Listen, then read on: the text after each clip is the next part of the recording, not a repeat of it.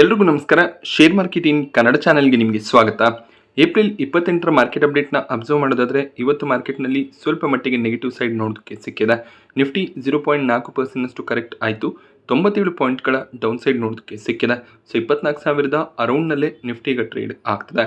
ಸೆನ್ಸೆಕ್ಸ್ನಲ್ಲಿ ಕೂಡ 416 ಪಾಯಿಂಟ್ಗಳಷ್ಟು down side ಇವತ್ತು ನೋಡೋದಕ್ಕೆ ಸಿಕ್ತು.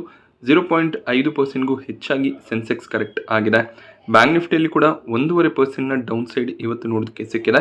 IT ಸೆಕ್ಟರ್, ಆಟೋ ಸೆಕ್ಟರ್ನ ಸ್ಟಾಕ್ಗಳಲ್ಲಿ ಕೂಡ ಇವತ್ತು ವೀಕ್ನೆಸ್ ನೋಡೋದಕ್ಕೆ ಸಿಕ್ತು.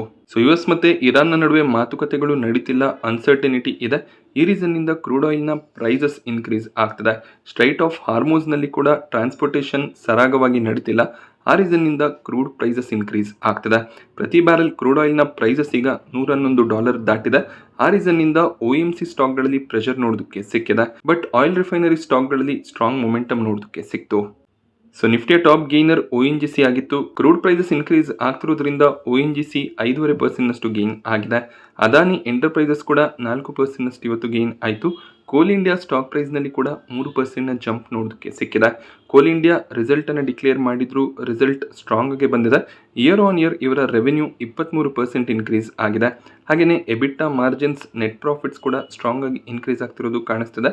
Year on year profits 13% increase ಆಯಿತು. ಕ್ವಾರ್ಟರ್ ಕೂಡ ಪ್ರಾಫಿಟ್ನಲ್ಲಿ ಒಳ್ಳೆ ಒಂದು ಜಂಪ್ ನೋಡೋದಕ್ಕೆ ಸಿಕ್ಕಿದೆ. ಒಂದು ಸ್ಟ್ರಾಂಗ್ ರಿಸಲ್ಟ್ ಬಂದಿದೆ. ಅದರ ಜೊತೆಯಲ್ಲಿ ಡಿವಿಡೆಂಡನ್ನು ಕೂಡ ಅನೌನ್ಸ್ ಮಾಡಿದ್ದಾರೆ. ಸೊ ನಿಫ್ಟಿ ಕಂಪನಿಗಳು ಯೂಶಲಿ ಫೈನಲ್ ಡಿವಿಡೆಂಡನ್ನು ಅನೌನ್ಸ್ ಮಾಡಲೇಬೇಕಾಗುತ್ತೆ. ಸೊ ₹5.25 ಡಿವಿಡೆಂಡ್ ಅನೌನ್ಸ್ ಆಗಿದೆ.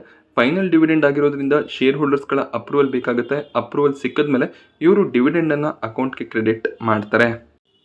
ರಿಲಯನ್ಸ್ ಸ್ಟಾಕ್ ಪ್ರೈಸ್ನಲ್ಲಿ ಕೂಡ 1.5% ಅರೌಂಡಲ್ಲಿ ಇವತ್ತು ಜಂಪ್ ನೋಡೋದಕ್ಕೆ ಸಿಕ್ತು. ಸೊ ರಿಲಯನ್ಸ್ ಒಂದು ಮೆಗಾ ಇನ್ವೆಸ್ಟ್ಮೆಂಟ್ ಪ್ಲಾನ್ ಅನ್ನು ಮಾಡ್ತಿದ್ದಾರೆ. ಒಂದು ರಿಪೋರ್ಟ್ನ ಪ್ರಕಾರ 1.6 ಲಕ್ಷ ಕೋಟಿಯಷ್ಟು ಇನ್ವೆಸ್ಟ್ಮೆಂಟನ್ನು ಭಾರತದ ಅತಿ ದೊಡ್ಡ ಡೇಟಾ ಸೆಂಟರನ್ನು ಬಿಲ್ಡ್ ಮಾಡೋದ್ರಲ್ಲಿ ರಿಲಯನ್ಸ್ ಇನ್ವೆಸ್ಟ್ ಮಾಡ್ತಿದ್ದಾರೆ. ಸೊ ವಿಶಾಖಪಟ್ಟಣಂನಲ್ಲಿ ಈ ಒಂದು ಡೇಟಾ ಸೆಂಟರ್ ಸ್ಟಾರ್ಟ್ ಆಗುತ್ತೆ. ಸೊ ಗೂಗಲ್ ಏನು ಡೇಟಾ ಸೆಂಟರನ್ನು ಸ್ಟಾರ್ಟ್ ಮಾಡಬೇಕು ಅಂತ ಇದ್ದಾರೆ, ಅದಕ್ಕಿಂತ ಒಂದು ದೊಡ್ಡ ಸೈಜ್ನ ಡೇಟಾ ಸೆಂಟರ್ ಆಗಿರುತ್ತೆ. ಈಗ ಡೇಟಾ ತುಂಬ ಇಂಪಾರ್ಟೆನ್ಸನ್ನು ಪಡ್ಕೋತಿದೆ. ಸೊ ಈಗ ಡೇಟಾ ಸೆಂಟರ್ಸ್ ನಮಗೆ ಹೆಚ್ಚಾಗಿ ಯುರೋಪಿಯನ್ ಕಂಟ್ರೀಸ್ಗಳು, US ಹಾಗೆಯೇ ಸಿಂಗಪುರ್ ಈ ರೀತಿಯ ಕಂಟ್ರಿಗಳಲ್ಲಿ ಹೆಚ್ಚಾಗಿ ನೋಡೋದಕ್ಕೆ ಸಿಗುತ್ತೆ. ಸೊ ಭಾರತ ಕೂಡ ಡೇಟಾ ಸೆಂಟರ್ಗೆ ಹೆಚ್ಚಿನ ಒಂದು ಪ್ರಾಮುಖ್ಯತೆಯನ್ನು ಕೊಡ್ತಿದೆ.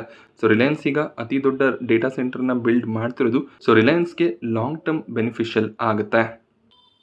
ನೆಸ್ಲೆ ಕೂಡ ಇವತ್ತು 1.5% ಅರೌಂಡಲ್ಲಿ ಗೇನ್ ಆಗಿದೆ. ಟಾಪ್ ಲೂಸರ್ಸನ್ನು ಅಬ್ಸರ್ವ್ ಮಾಡಿದಾಗ ಆಕ್ಸಿಸ್ ಬ್ಯಾಂಕಲ್ಲಿ ವೀಕ್ನೆಸ್ ಕಂಟಿನ್ಯೂ ಆಯಿತು. 2.5% ಅರೌಂಡಲ್ಲಿ ಆಕ್ಸಿಸ್ ಬ್ಯಾಂಕ್ ಕರೆಕ್ಟ್ ಆಗಿದೆ. HCL ಟೆಕ್ ಕೂಡ 2.5% ಕರೆಕ್ಟ್ ಆಯಿತು. ಇಂಡಿಗೋ ಸ್ಟಾಕ್ ಪ್ರೈಸ್ನಲ್ಲಿ 2.5% ಕರೆಕ್ಷನ್ ನೋಡೋದಕ್ಕೆ ಸಿಕ್ಕಿದೆ. ಸೊ ಕ್ರೂಡ್ ಪ್ರೈಸಸ್ ಇನ್ಕ್ರೀಸ್ ಆದಷ್ಟು ಇಂಡಿಗೋಗೆ ನೆಗೆಟಿವ್ ಆಗಿರುತ್ತೆ. ಕೇವಲ ಇಂಡಿಗೋ ಅಲ್ಲ, ಪೇಂಟ್ ಸೆಕ್ಟರ್ನ ಕಂಪನಿಗಳು, OMC ಸ್ಟಾಕ್ಸ್ ಆಗಿರುವಂಥ IOCL, BPCL, HPCL ಈ ಕಂಪನಿಗಳಿಗೆ ಕೂಡ ಕ್ರೂಡ್ ಪ್ರೈಸಸ್ ಇನ್ಕ್ರೀಸ್ ಆಗೋದು ನೆಗೆಟಿವ್ ಆಗುತ್ತೆ. ಹಾಗೆ ಮಾರುತಿ ಸುಜುಕಿ ಇವತ್ತು 2.5% ಅರೌಂಡಲ್ಲಿ ಕರೆಕ್ಟ್ ಆಗಿದೆ.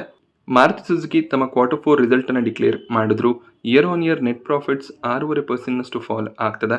ಸೊ 3,659 ಕೋಟಿ ಪ್ರಾಫಿಟ್ಸನ್ನು ಈ ಒಂದು ಕ್ವಾರ್ಟರ್ನಲ್ಲಿ ಮಾರುತಿ ಸುಜುಕಿ ಡಿಕ್ಲೇರ್ ಮಾಡಿದ್ದಾರೆ. Year on year quarter revenues strong ಆಗಿ ಇನ್ಕ್ರೀಸ್ ಆಗಿದೆ. ಅದೇ ರೀತಿಯಲ್ಲಿ ಎಕ್ಸ್ಪೆನ್ಸಸ್ ಕೂಡ ಇನ್ಕ್ರೀಸ್ ಆಗ್ತಿರೋದ್ರಿಂದ ಸ್ವಲ್ಪ ಮಟ್ಟಿಗೆ ಪ್ರಾಫಿಟ್ ಡೌನ್ ಆಗಿದೆ. ಕ್ವಾರ್ಟರ್ ಕಂಪೇರ್ ಮಾಡಿದಾಗ ಕೂಡ ಪ್ರಾಫಿಟ್ ಡ್ರಾಪ್ ಆಗ್ತಿರೋದು ಕಾಣಿಸ್ತಿದೆ. ಬಟ್ ಒಳ್ಳೆ ಒಂದು ರೆವೆನ್ಯೂನ ಕಂಪನಿ ಜನರೇಟ್ ಮಾಡಿದರೆ. ₹140 ಫೈನಲ್ ಡಿವಿಡೆಂಡ್ ಕೂಡ ಅನೌನ್ಸ್ ಆಗಿದೆ. ಸೊ ಇದು ಫೈನಲ್ ಡಿವಿಡೆಂಡ್ ಆಗಿರೋದ್ರಿಂದ ಶೇರ್ ಹೋಲ್ಡರ್ಸ್ ಅಪ್ರೂವಲ್ ಬೇಕಾಗುತ್ತೆ. ಅದಾದಮೇಲೆ ರೆಕಾರ್ಡ್ ಡೇಟ್ ಫೈನಲೈಸ್ ಆಗಿ ಡಿವಿಡೆಂಡ್ ನಿಮ್ಮ ಅಕೌಂಟ್ಗೆ ಕ್ರೆಡಿಟ್ ಆಗುತ್ತೆ. ಸೊ ಈ ಒಂದು ರಿಸಲ್ಟ್ ಮಾರ್ಕೆಟ್ ಅವರ್ಸ್ನಲ್ಲೇ ಬಂತು. ರಿಸಲ್ಟ್ ಅಷ್ಟು ಸ್ಟ್ರಾಂಗ್ ಆಗಿ ಇಲ್ಲ ಅನ್ನುವಂಥ ರೀಸನ್ನಿಂದ ಸ್ಟಾಕ್ ಪ್ರೈಸ್ನಲ್ಲಿ 3 ಗಂಟೆ ನಂತರ ಒಂದು ಸೆಲ್ಲಿಂಗ್ ಪ್ರೆಷರ್ ನೋಡೋದಕ್ಕೆ ಸಿಕ್ಕಿದೆ. ಶ್ರೀರಾಮ್ ಫಿನಾನ್ಸ್ ಕೂಡ ಇವತ್ತು 2%ಗೂ ಹೆಚ್ಚಾಗಿ ಕರೆಕ್ಟ್ ಆಗಿದೆ. ಎಟರ್ನಲ್ ಕೂಡ ತಮ್ಮ Q4 ರಿಸಲ್ಟನ್ನು ಡಿಕ್ಲೇರ್ ಮಾಡಿದ್ರು. ಪ್ರಾಫಿಟ್ಸ್ ಕ್ವಾರ್ಟರ್ 71% ಜಂಪ್ ಆಗಿದೆ. ಇಯರ್ ಆನ್ ಇಯರ್ ಒಂದು ಸ್ಟ್ರಾಂಗ್ ಪ್ರಾಫಿಟ್ ಗ್ರೋತ್ ನೋಡೋದಕ್ಕೆ ಸಿಕ್ಕಿದೆ. 174 ಕೋಟಿ ಪ್ರಾಫಿಟ್ಸನ್ನು ಎಟರ್ನಲ್ ಈ ಒಂದು ಕ್ವಾರ್ಟರ್ನಲ್ಲಿ ಡಿಕ್ಲೇರ್ ಮಾಡಿದರೆ. ರೆವೆನ್ಯೂಸ್ ಕೂಡ ಸ್ಟ್ರಾಂಗ್ ಆಗಿ ಇನ್ಕ್ರೀಸ್ ಆಗ್ತದೆ. ಎಸ್ಟಿಮೇಷನ್ಸ್ ಏನಿತ್ತು ಅದಕ್ಕಿಂತ ಒಳ್ಳೆಯ ಒಂದು ರಿಸಲ್ಟ್ ಎಟರ್ನಲ್ನ ಕಡೆಯಿಂದ ಬಂದಿದೆ. ಈ ನ್ಯೂಸ್ನಿಂದ ಸ್ಟಾಕ್ ಸ್ವಲ್ಪ ಮಟ್ಟಿಗೆ ಮಧ್ಯಾಹ್ನದ ನಂತರ ರಿಕವರ್ ಆಯಿತು. ಬೆಳಿಗ್ಗೆ ಒಂದು ನೆಗೆಟಿವ್ ನ್ಯೂಸ್ ಇತ್ತು. ಅಮೆಜಾನ್ ಭಾರತದಲ್ಲಿ ತಮ್ಮ ಕ್ವಿಕ್ ಕಾಮರ್ಸ್ ಬಿಸ್ನೆಸ್ಸನ್ನು ಇನ್ನಷ್ಟು ಸ್ಟ್ರೆಂಥನ್ ಮಾಡೋದಕ್ಕೆ 100 ಸಿಟಿಗಳಿಗೆ ಬಿಸ್ನೆಸ್ಸನ್ನು ಎಕ್ಸ್ಪ್ಯಾಂಡ್ ಮಾಡ್ತಿದೆ ಅನ್ನುವಂಥ ನ್ಯೂಸ್ ಬಂದಿತ್ತು.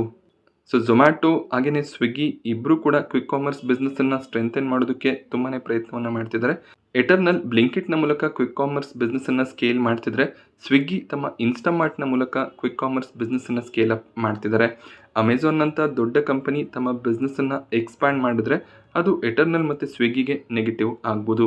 ಸೊ ಎರಡೂ ಬಿಸ್ನೆಸಸ್ಗಳು ಈ ಒಂದು ಸೆಗ್ಮೆಂಟ್ನಲ್ಲಿ ಲಾಸನ್ನು ಪಡ್ಕೊಳ್ತಿದೆ. ಸೊ ಕೆಲವು ಕ್ವಾರ್ಟರ್ಗಳಲ್ಲಿ ಬ್ಲಿಂಕಿಟ್ ಪ್ರಾಫಿಟಬಲ್ ಆಗಿದ್ರು ಕೂಡ ಸ್ವಲ್ಪ ಮಟ್ಟಿಗೆ ಲಾಸ್ ಮೇಕಿಂಗ್ ಬಿಸ್ನೆಸ್ಸೇ ಆಗಿದೆ.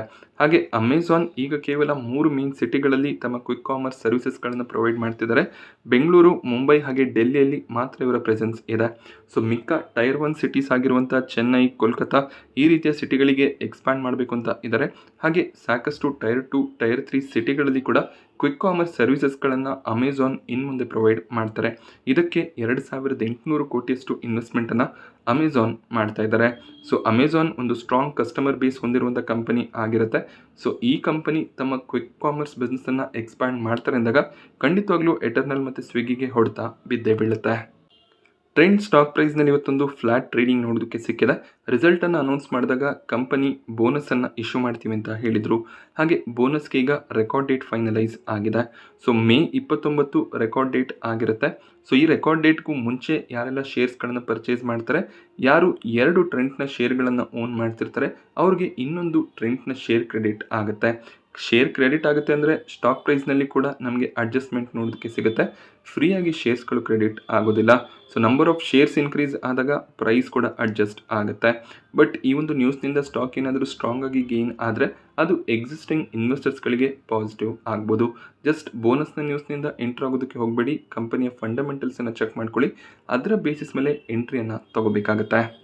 ರೈಲ್ಟೆಲ್ ಸ್ಟಾಕ್ ಪ್ರೈಸ್ನಲ್ಲಿ ಇವತ್ತು 2.5% ಜಂಪ್ ನೋಡೋದಕ್ಕೆ ಸಿಕ್ಕಿದೆ. ಕಂಪನಿಗೆ ಇನ್ನೊಂದು ಆರ್ಡರ್ ಸಿಗುವಂಥ ಚಾನ್ಸಸ್ ಇದೆ. ಸೊ ಲೆಟರ್ ಆಫ್ ಅಕ್ಸೆಪ್ಟೆನ್ಸನ್ನು ಕಂಪನಿ ಪಡ್ಕೊಂಡಿದ್ದಾರೆ. 145 ಕೋಟಿಯ ಆರ್ಡರ್ ಸಿಕ್ಕಿದೆ. ಈಸ್ಟರ್ನ್ ಕೋಲ್ಡ್ ಫೀಲ್ಡ್ಸ್ನಿಂದ ಈ ಒಂದು ಕಾಂಟ್ರಾಕ್ಟ್ ಕಂಪನಿಗೆ ಸಿಕ್ಕಿದೆ. ಈ ನ್ಯೂಸ್ನಿಂದ ಸ್ಟಾಕ್ ಇವತ್ತು ಪಾಸಿಟಿವ್ ಆಗಿ ಟ್ರೇಡ್ ಆಯಿತು. ಟೀಮ್ ಲೀಸ್ ಸರ್ವಿಸಸ್ ಸ್ಟಾಕ್ ಪ್ರೈಸ್ನಲ್ಲಿ ಸ್ವಲ್ಪ ಮಟ್ಟಿಗೆ ವೊಲಟೈಲ್ ಟ್ರೇಡಿಂಗ್ ಇವತ್ತು ನೋಡೋದಕ್ಕೆ ಸಿಕ್ಕಿದೆ. ಇದಕ್ಕೆ ರೀಸನ್ EPFO ಕಡೆಯಿಂದ ಶೋಕಾಸ್ ನೋಟಿಸನ್ನು ಕಂಪನಿ ಪಡ್ಕೊಂಡಿದ್ದಾರೆ. ಸೊ ಯಾವುದೇ ಒಂದು ಕಂಪನಿ 10ಕ್ಕೂ ಹೆಚ್ಚಿನ ಎಂಪ್ಲಾಯೀಸ್ಗಳನ್ನು ಹೊಂದಿದರೆ ಅವರು EPFOನಲ್ಲಿ ರಿಜಿಸ್ಟರ್ ಆಗಬೇಕಾಗುತ್ತೆ. ತಮ್ಮ ಎಂಪ್ಲಾಯೀಸ್ಗಳಿಗೆ PF ಅನ್ನು ಪ್ರೊವೈಡ್ ಮಾಡಬೇಕಾಗುತ್ತೆ. ಸೊ ಈ ಒಂದು PF ರೆಗ್ಯುಲೇಷನ್ಸ್ನಲ್ಲಿ ಏನೋ ಮಿಸ್ಮ್ಯಾಚಸ್ ಆಗಿದೆ. ಹಾಗೆ ಎಂಪ್ಲಾಯೀಸ್ಗಳಿಗೆ ಏನು ಫಂಡ್ ಟ್ರಾನ್ಸ್ಫರನ್ನು ಮಾಡಬೇಕಾಗಿತ್ತು ಅದರ ರಿಲೇಟೆಡ್ ಕೆಲವೊಂದಿಷ್ಟು ಕ್ವೆಶ್ಚನ್ಸ್ ರೈಸ್ ಆಗಿದೆ. ಆ ರೀಸನ್ನಿಂದ ಟೀಮ್ ಲೀಸ್ಗೆ 184 ಕೋಟಿಯ ಶೋಕಾಸ್ ನೋಟಿಸನ್ನು EPFO ಸೆಂಡ್ ಮಾಡಿದ್ದಾರೆ. ಸೊ ಇದಕ್ಕೆ ಟೀಮ್ ಲೀಸ್ ರೆಸ್ಪಾನ್ಸನ್ನು ಕೊಡಬೇಕಾಗುತ್ತೆ. ಅಕಸ್ಮಾತ್ ತಪ್ಪಾಗಿದೆ ಅಂದರೆ ಈ 184 ಕೋಟಿಯನ್ನು ಅವರು ಪೇ ಮಾಡಬೇಕಾಗತ್ತೆ. ಸೊ ಆ ರೀತಿಯ ಪೇಮೆಂಟ್ ಆದರೆ ಒಂದು ಅಡಿಷ್ನಲ್ ಎಕ್ಸ್ಪೆನ್ಸಸ್ ಆಗುತ್ತೆ. ಆಗ ಕಂಪನಿ ಪ್ರಾಫಿಟ್ಸನ್ನು ಕಳ್ಕೊಳ್ಳುವಂಥ ಚಾನ್ಸಸ್ ಇರುತ್ತೆ. ಆನ್ EMI ಟೆಕ್ನಾಲಜೀಸ್ನ IPO ಏಪ್ರಿಲ್ 30ಕ್ಕೆ ಸಬ್ಸ್ಕ್ರಿಪ್ಷನ್ಗೆ ಓಪನ್ ಆಗುತ್ತೆ. ಪ್ರೀಮಿಯಂ ಸ್ವಲ್ಪ ಇನ್ಕ್ರೀಸ್ ಆಗಿದೆ. ₹6 ಪ್ರೀಮಿಯಂ ನೋಡೋದಕ್ಕೆ ಸಿಗ್ತದೆ. ಬಟ್ ಸ್ಟಿಲ್ ಹೆಚ್ಚಿನ ಒಂದು ಲಿಸ್ಟಿಂಗ್ ಗೇನ್ಸ್ ಕಾಣಿಸ್ತಿಲ್ಲ. ₹15-20 ಪ್ರೀಮಿಯಮ್ಸ್ ಇದ್ದರೆ ಆಗಬೇಕಿದ್ರೆ ಈ ಒಂದು IPOನಲ್ಲಿ ಅಪ್ಲೈ ಮಾಡ್ಬೋದಾಗುತ್ತೆ. ನಾನಿವತ್ತು ನಿಮಗೆ ಮಾರ್ಕೆಟ್ನ ಬಗ್ಗೆ ಪ್ರೊವೈಡ್ ಮಾಡಿದಂಥ ಇನ್ಫಾರ್ಮೇಷನ್ ಇಷ್ಟ ಆದರೆ ವಿಡಿಯೋನ ಲೈಕ್ ಮಾಡಿ. ಹಾಗೆ ಇದೇ ರೀತಿಯ ಮಾರ್ಕೆಟ್ ಅಪ್ಡೇಟ್ಸ್ಗಳಿಗೆ ಚಾನಲ್ನ ಸಬ್ಸ್ಕ್ರೈಬ್ ಮಾಡ್ಕೊಳ್ಳಿ. Thank you friends.